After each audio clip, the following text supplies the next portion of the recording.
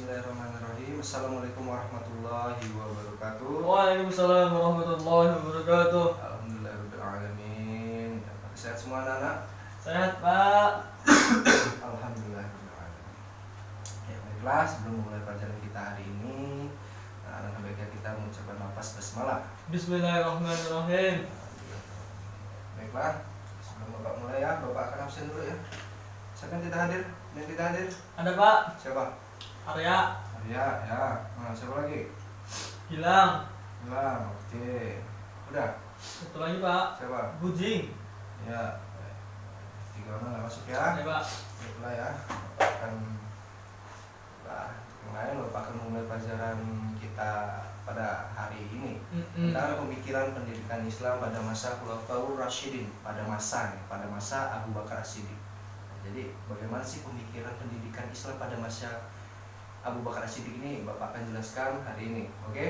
Oke, Pak. Bahasan pada topik kali ini. Nah, ini ada pemikiran pendidikan Islam pada masa Khulafaur Rasyidin, pada masa Abu Bakar As-Siddiq. Ini antara tahun 632 Masehi sampai 634 Masehi. Nah, di sini ada yang pertama ada kepemimpinan Abu Bakar As-Siddiq. Nah, Abu Bakar As-Siddiq ini merupakan sahabat Rasulullah SAW yang lahir pada tahun 573 Masehi. Ayah beliau bernama Abu Quhafah. Nah, ya, Utsman. Yang berasal dari kaum Quraisy.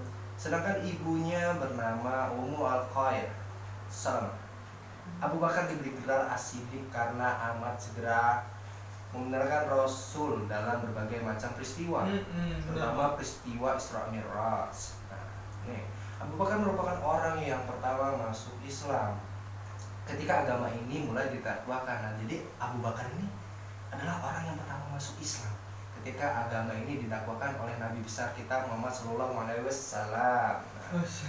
Baginya tidaklah sulit untuk mempercayai ajaran yang dibawa oleh Allah Subhanahu Wa Taala, dikarenakan sejak kecil beliau telah mengenal keagungan Nabi Muhammad Sallallahu Alaihi Wasallam.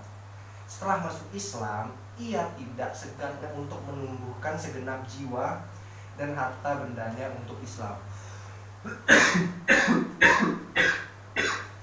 Batuk, Pak ya? Batuk.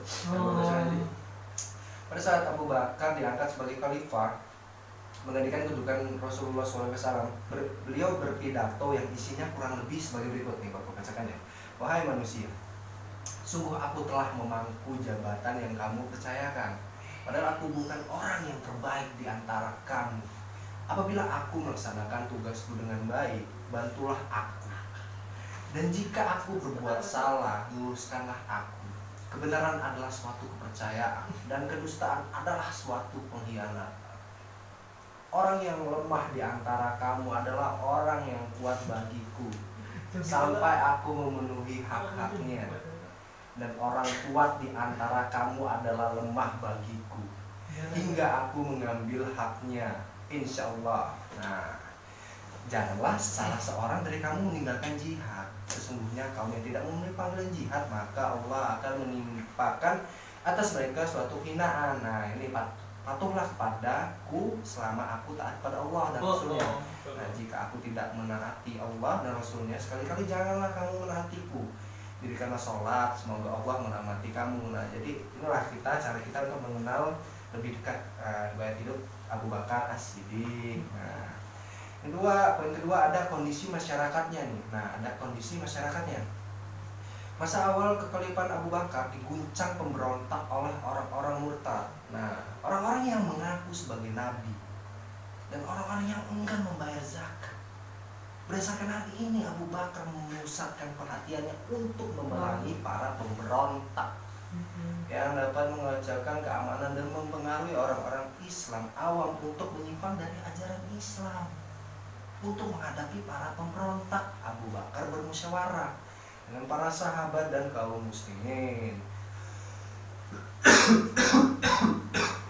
Nah, dalam musyawarah tersebut diputuskan bahwa semua golongan yang telah menyeleweng dari kebenaran harus diperangi, sehingga mereka semua kembali kepada kebenaran. Jadi harus diperangi kepada kuasa itu. Perang berarti kita, Pak? nggak pada masa itu. Oh. Abu Bakar mengirim pasukan untuk menumpas para pemberontak di Yaman. Dalam penumpasan ini banyak umat Islam yang gugur, yang terdiri dari sahabat dekat Rasulullah dan para hafiz Al-Quran. Nah, oleh karena itu Umar bin Khattab menyarankan kepada Abu Bakar untuk mengumpulkan ayat-ayat Al-Quran dalam merealisasikan saran tersebut. Nah, Abu Bakar mengutus Zaid bin Sabit untuk mengumpulkan ayat-ayat Al-Quran yang masih berserakan. Nah, kita masuk ini ke bagian poin penting yang akan kita bahas nih ya. Nah, sistem pendidikan era Abu Bakar As-Siddiq. Nah, ini dia sistemnya. Nah, pelaksanaan pendidikan Islam pada masa Khalifah Abu Bakar As-Siddiq hampir sama dengan pendidikan Islam yang dilaksanakan pada masa Rasulullah SAW.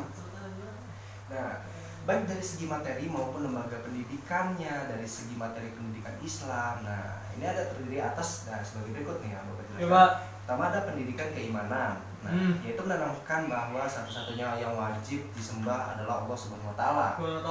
Ya. Yang kedua ada pendidikan akhlak.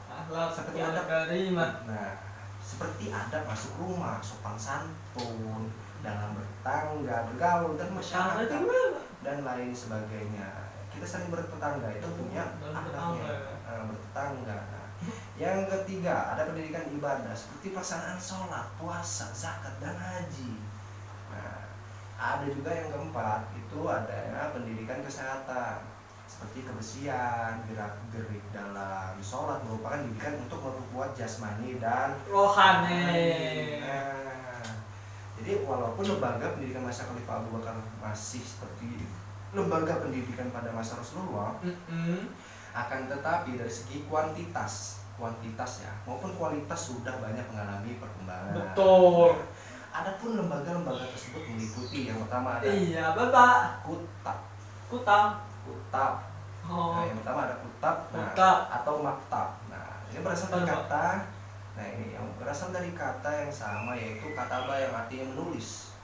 Nah, maka kutab atau maktab adalah tempat menulis atau tempat di mana dilangsungkannya kegiatan tulis menulis. Tempat tulis berarti dong? Ya boleh itu juga tempat tulis. Jadi kegiatan tulis menulis itu hanya perumpamaan saja. Nah, pada mulanya pendidikan kutab berlangsung di rumah-rumah para guru, akan tetapi setelah agama mulai berkembang secara luas, institusi kutab pun mengalami perubahan yang cukup berarti, sehingga ada yang mampu menyediakan fasilitas asrama dan akomodasi pada para muridnya. Nah, ini asal mula asrama juga di sini nih. Iya, Pak. Nah, yang kedua ada masjid. Masjidil Haram. Ada masjid yang kedua. Nah, masjid merupakan lembaga pendidikan lanjutan setelah anak-anak tamat belajar kepada kutab. Nah, jadi ada dua ya, setelah kutab ada masjid. Nah, menurut As-Sama Hasan Fahmi mengatakan bahwa kutab didirikan oleh orang-orang Arab pada masa Abu Bakar dan pusat pembelajaran pada masa itu adalah di Madinah. Sedangkan yang bertindak sebagai para pendidik adalah para sahabat Rasul yang terdekat. Nah, metodenya yang digunakan pada masa Abu Bakar yaitu, nah ini ada pertama ada membaca dan menulis, yang kedua ada menghafal Al-Quran, yang ketiga ada mempelajari pokok-pokok ajaran Islam dan praktik seperti syara wudhu, sholat dan sebagainya. Nah, jadi ini perlu diperhatikan ya oleh anak-anak yang sudah bapakan tadi tentang sistem pendidikan pada masa Khalifah Rasyidin Abu Bakar khususnya ya. Iya, Pak. Nah, baiklah, jika dirasa ingin ada yang ditanyakan atau ada yang belum jelas, silakan tanyakan kepada Bapak. Nah, ayo silakan. Jelas, Pak. Jelas semua anak-anak? Jelas? Oke, kalau udah pada jelas ya, baik, berapa akan kasih tugas ya. Nanti tugasnya Bapak kirim via WA aja ya. Kamu kerjakan. Oke, Pak. Kerjakan di rumah dan nanti minggu depan dikumpulkan. Nah, kerjakanlah dengan baik ya tentang pelajaran materi kita hari ini. Iya, Pak. Oke. Nah, baiklah, jika dirasa waktu juga sudah habis ya. Ya, baiklah, dirasa sudah cukup ya mungkin pertemuan kita hari ini, maka kurang lebihnya Bapak mohon maaf kepada Allah, Bapak mohon ampun. Nah, alangkah baiknya pelajaran kita ditutup dengan lapas. Alhamdulillah.